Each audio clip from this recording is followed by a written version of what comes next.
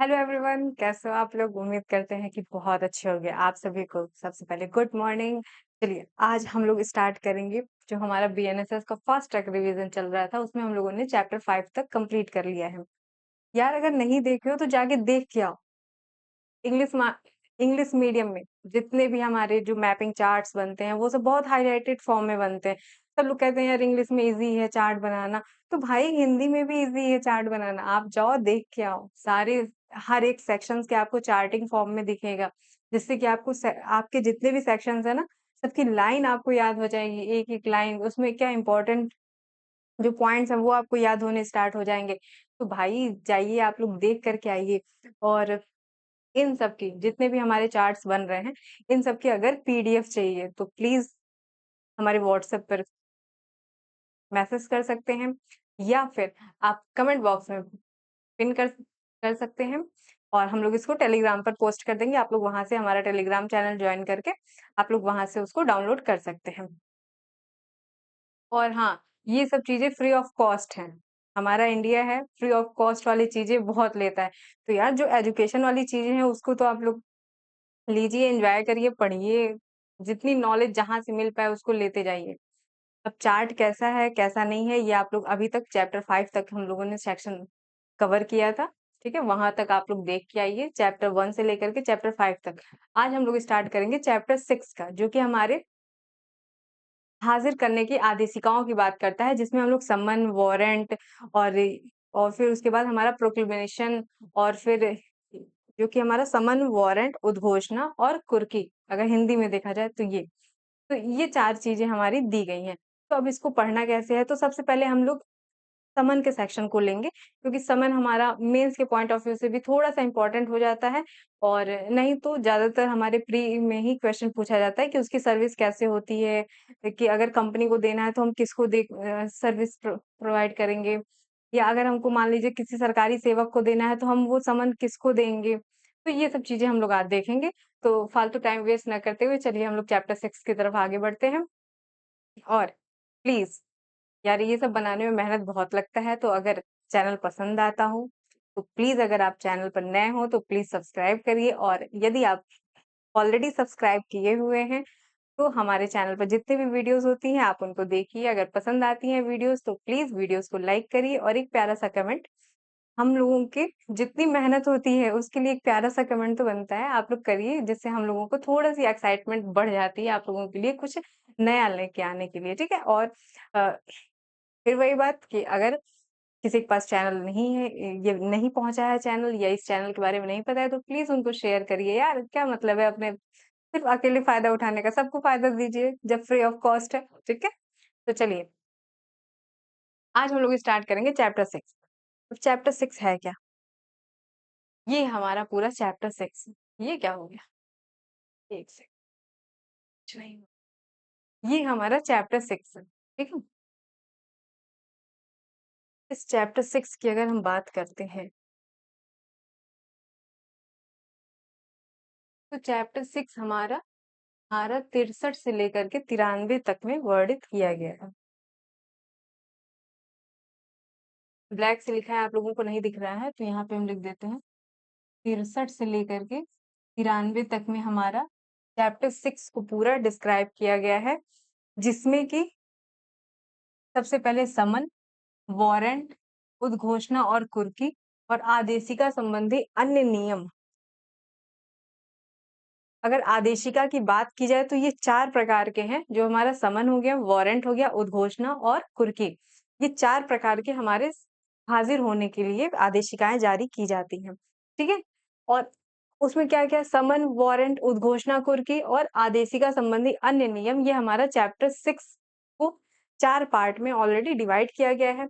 यदि हम यहीं पे सिर्फ समन की बात करें, तो धारा 63 से लेके 71 तक, और वारंट की बात करें, वारंट धारा 72 से लेके 83, उद्घोषणा और कुर्की धारा 84 से लेके 89 तक, और आदेशिका संबंधी अन्य नियम आपका धारा 90 से 93 तक।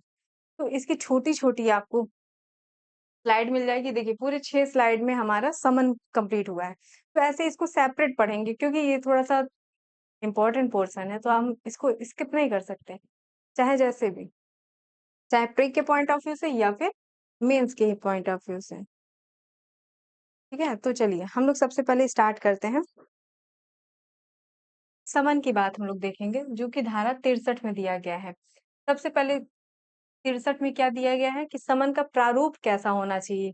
तो अगर बेयर एक्ट का जो मार्जिनल नोट है वो क्या है कि समन का प्रारूप धारा 63 में समन के प्रारूप की बात की गई है। तो समन का प्रारूप कैसा होना चाहिए? सबसे पहले रिटर्न में होना चाहिए। ठीक है? रिटन फॉर्म में होना चाहिए, लिखित रूप में और 2 प्रतियों में होना चाहिए और हस्ताक्षरित होना चाहिए किसके द्वारा?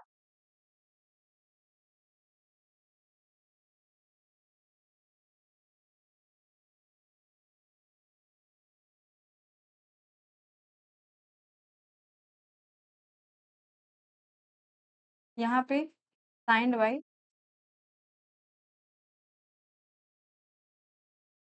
जो हमारे न्यायालय के पीठासीन अधिकारी हैं, इनके द्वारा हस्ताक्षर होना चाहिए।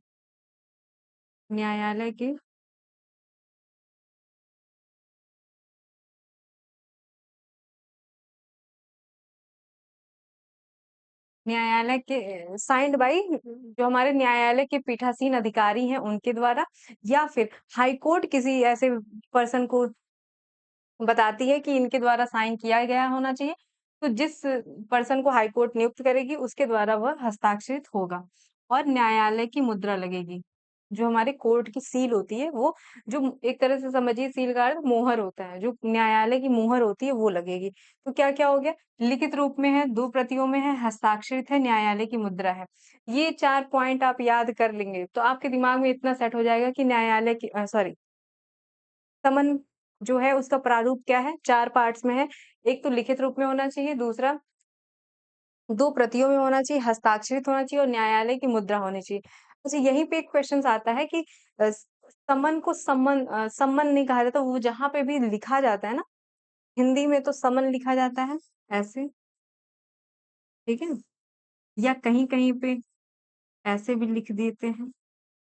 लेकिन अगर आप इंग्लिश में इसको पढ़ेंगे, इंग्लिश में हमेशा ऐसे लिखें SUNNMONS।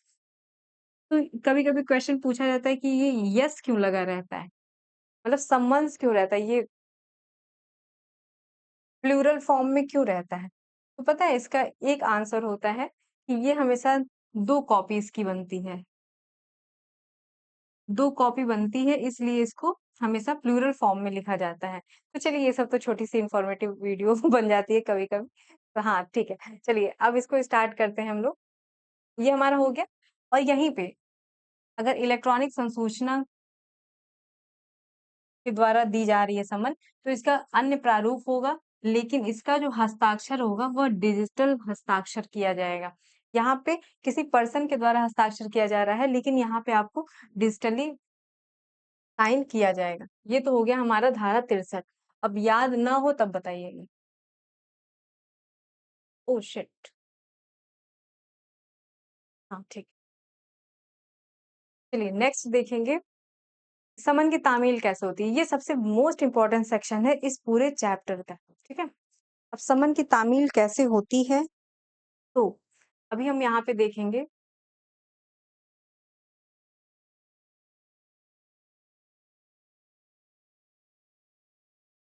समन की तामील की बात धारा 64 में किया गया है, ठीक है? तो प्रत्येक समन किसके द्वारा होगा? किसी पुलिस अधिकारी के द्वारा या फिर राज्य सरकार कोई नियम बनाएगी उसके द्वारा होगा या फिर किसी लोक सेवक के द्वारा होगा।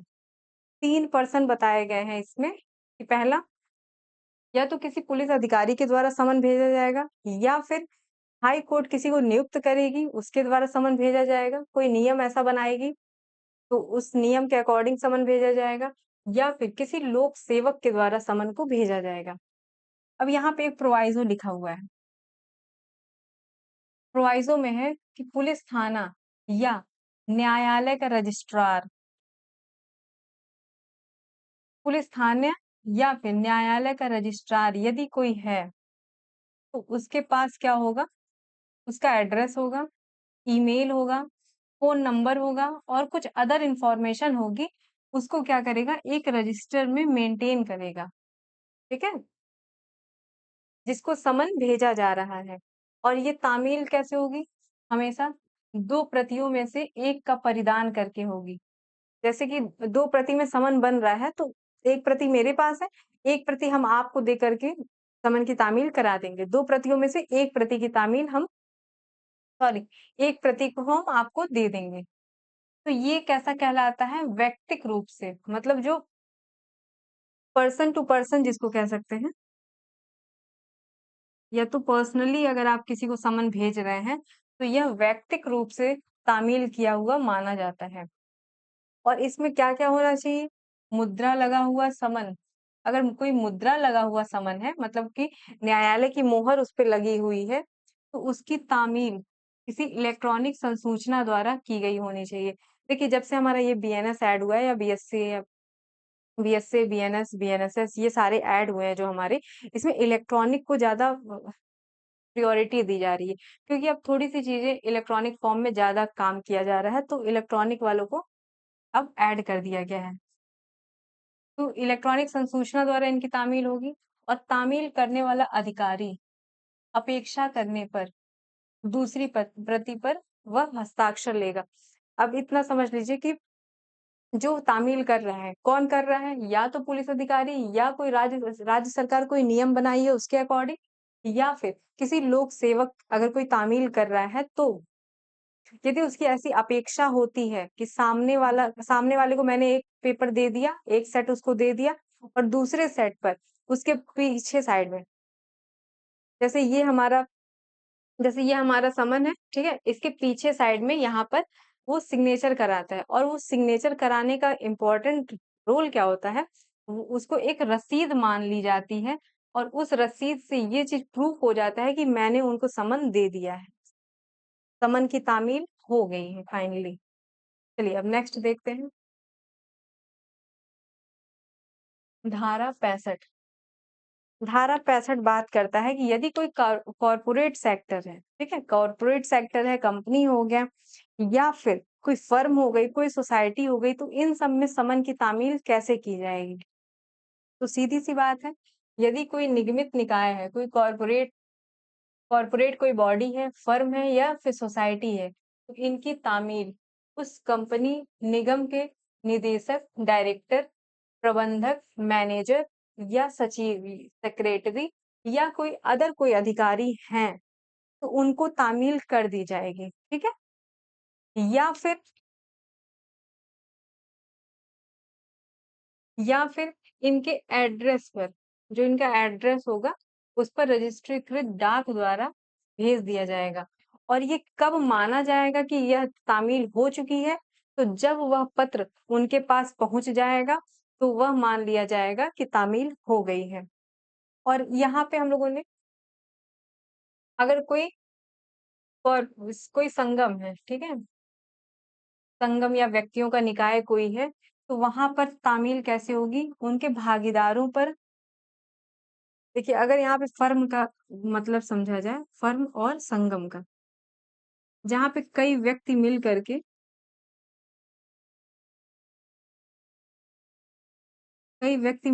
काम करते हैं,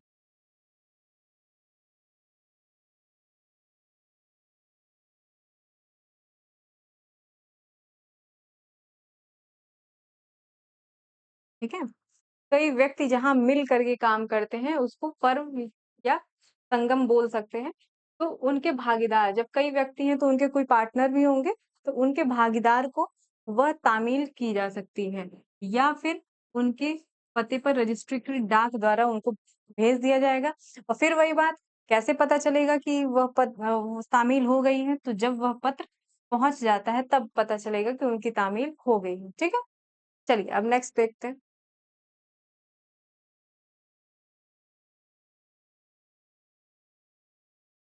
चलिए धारा 66 पे आते हैं। धारा 66 का अगर हम मार्जिनल नोट की बात करें, तो जब समन किया गया व्यक्ति मिले ही ना, तब क्या करेंगे? अभी तक हम लोगों ने व्यक्तिगत समन कर लिया, पर्सनली कर लिया, फिर उसके बाद कंपनी में करा दिया, फर्म में करा दिया, और फिर सोसाइटी में करा दिया।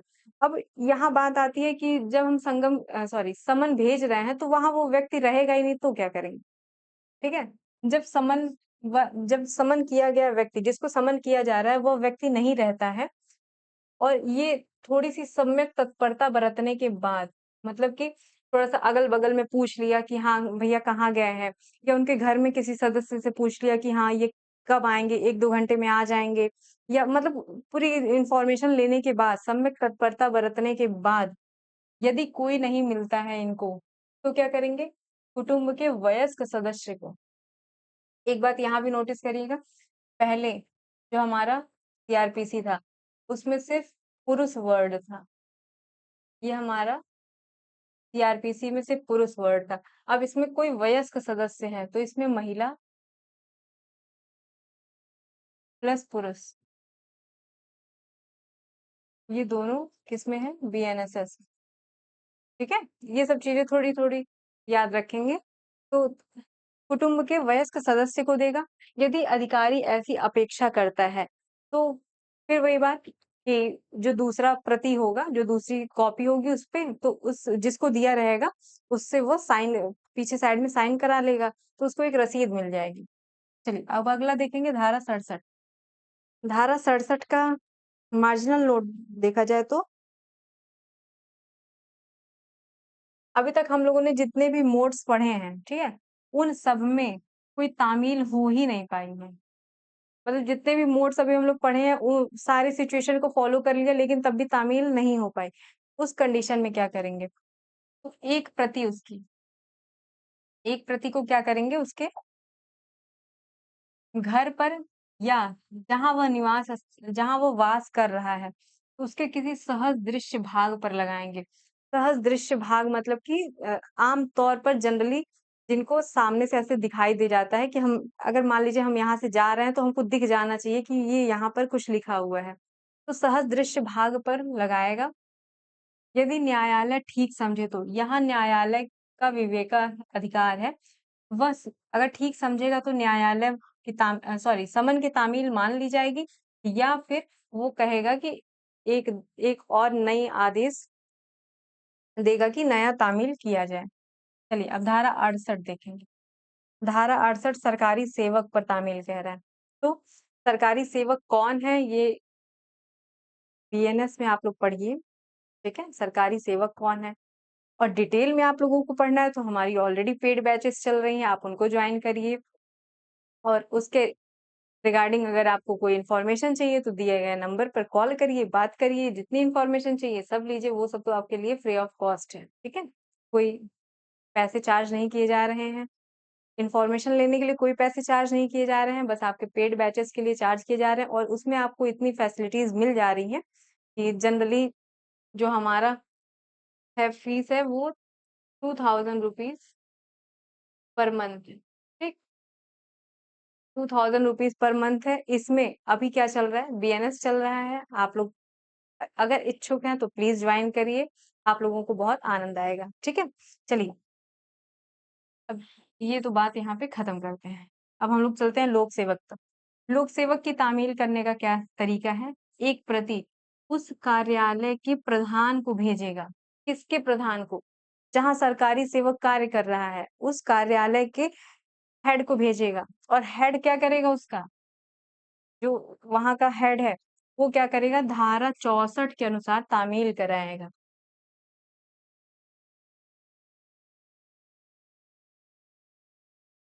ठीक है? धारा 64 के अनुसार जो ये इस तामील की बात कर रहा है, सरकारी सेवक के जो कार्यालय के प्रधान हैं, वो कहाँ आ जाएँगे फिर?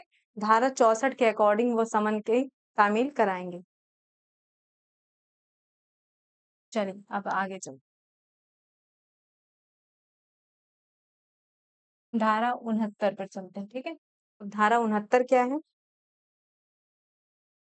धारा 69 है कि स्थानीय सीमाओं के बाहर समन की तामील की तो यदि स्थानीय सीमाओं के अंदर समन की तामील हो रही है, तो इसके पहले जितने मोड्स बताए गए हैं, उसके अकॉर्डिंग होगा। यदि स्थानीय सीमाओं के बाहर तामील की जा रही है, ठीक है? तो 2 प्रतियों में समन उस मजिस्ट्रेट को भेजा जाएगा। किस मजिस्ट्रेट को? जिसकी अधिकारिता में तामील की जानी है। मतलब जिस व्यक्ति को तामील करनी है, वह जिस एरिया में रह रहा है, उस व्यक्ति को उस एरिया के मजिस्ट्रेट को वो समन 2 प्रतियों में भेज दिया जाएगा। चलिए नेक्स्ट देखते हैं, धारा 70। धारा 70 क्या कहता है? कि ऐसे मामलों में और जब तामील करने वाला अधिकारी उपस्थित ना हो, तब तामील कैसे होगा? नहीं, सॉरी। ऐसे मामलों में जब तामील करने वाला अधिकारी उपस्थित न हो, तब तामील का सबूत क्या माना जाएगा? अब यहाँ पे आप लोग एक छोटा-सा समझिए, इसके पहले हम लोगों ने जितना भी देखा है, वहाँ पे हम लोगों ने देखा है कि यदि अधिकारी अपेक्षा करता है, तो वह दूसरी प्रति के बैक साइड में उसके पृष्ठांकन करा सकता है, साइन करा सकता है। तो वह साइन किस लिए कराएगा? उसको एक प्रूफ चाहिए कि वह तामील हो गई है, तो उस प्रूफ को वह यहाँ पर लेके आएगा। यहाँ पे वह प्रूफ माना जाएगा, ठीक है? अब यहाँ देखते हैं, तामील स्थानीय अधिकारिता के बाहर की बात कर रहा है यहाँ पे। तो समन की तामील करने वाला व्यक्ति सुनवाई के समय उपस्थित नहीं है, ठीक है? समन की तामील करने वाला व्यक्ति सुनवाई के समय उपस्थित नहीं है, तो वह शपथ पत्र इस समन की तामील हो गई है और दूसरी प्रति पृष्ठांकित होना तात्पर्यित है, उसको क्या करेगा? मतलब जब दूसरी प्रति दी गई है, तो उसपे पृष्ठांकित किया गया है, तो वह साक्ष्य के रूप में ग्राह्य होगा। तो वह एविडेंस के रूप में ग्राह्य होगा, जब तक उसके अगेंस्ट मतलब कि जब तक कोई तत्प्रतिकूल उसके अगेंस्ट कोई हमको सबूत ना दे दिया गया हो, ठीक है?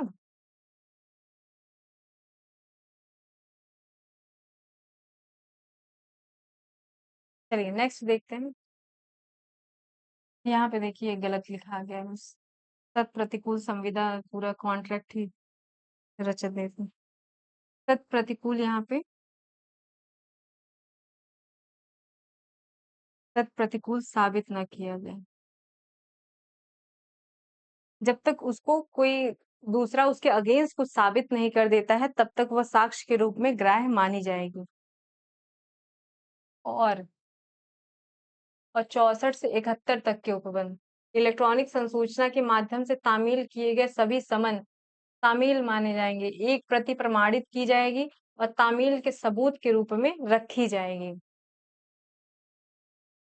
मेन मुद्दा वही है कि एक को देंगे, एक पे प्रमाणित कराएंगे, तो वो उसको क्या करेंगे? सबूत के रूप में रखेंगे। चलिए नेक्स्ट देखते हैं। ये तो इम्पोर्टेंट नहीं है, लेकिन सेक्शन है तो हम पढ़ेंगे। धारा 71 देखते हैं। धारा 71 के अगर मार्जिनल नोट की बात करते हैं, तो वह साक्षी पर समन की तामील कह रहा है। अब यहाँ पर साक्षी पर हो रहा है, ठीक है? अभी तक तो था कि अगेंस्ट पार्टी जो आने वाली थी उस पर समन की तामील हो रही थी, उसको बुलाने के लिए समन की तामील हो रही थी। यहाँ पर साक्षी पर हो रहा है कि मतलब दोनों पार्टीज हमारे हैं, प्रेजेंस है, लेकिन किसी साक्षी को बुलाना है कि वह आए और किसी तथ्य का सबूत दे। तो साक्षी के लिए समन जारी करने वाला न्यायालय समन देगा और एक कुछ अतिरिक्त निर्देश भी देगा। एक प्रति की तामील उसके साक्षी पर रजिस्टर्ड डाक द्वारा की जाएगी। उसके निवास स्थान पर या कारोबार पर या अभिलाष लाभ के लिए वह स्वयं कार्य जहां पर करती है, तो रजिस्टर्ड डाक द्वारा उसको तामील भेजी जाएगी। और ये तामील कब मान ली जाएगी कि ये तामील हो चुकी है? तो अगर व्यक्तिक रूप से दी जा रही है, ठीक है? अगर पर्सन टू पर्सन दी जा रही है, तो साक्षी द्वारा जब हस्ताक्षरित हो जाएगी, तब तामील मान लिया जाएगा। लेकिन जब जब रजिस्टर्ड डाक द्वारा भेजा जा रहा है, तो जो डाक कर्मचारी द्वारा अगर ऐसा लिख दिया जा रहा है, उस पर पृष्ठांकन कर दिया जा रहा है कि साक्षी ने समन लेने से इनकार कर दिया है, मतलब साक्षी ने मना कर दिया है कि हम समन नहीं लेंगे। तो उस कंडीशन में क्या होगा? जो समन जारी करने वाला न्यायालय है, तामील सम्यक रूप से हुई है, यह मान लेगा। ठीक है? इतनी चीजें तो क्लियर हो गई होंगी कि अ, जब साक्षी पर समन होता है, देखिए जब पार्टीज को बुलाना है, तो पार्टीज को बुलाने के लिए वह फिर से एक आदेश देता है कि नहीं फिर से समन जारी करिए। लेकिन जब यहाँ पर है तो वह न्यायालय मान लेगा कि इनको समन की तामील हो गई है, ठीक है? वो अगर वो लेने से इनकार कर देती हैं तो। ये तो हमारा हो गया पूरा समन का, ठीक है? जिसमें हमने शुरू से 63 से लेके 71 तक में पढ़ा है।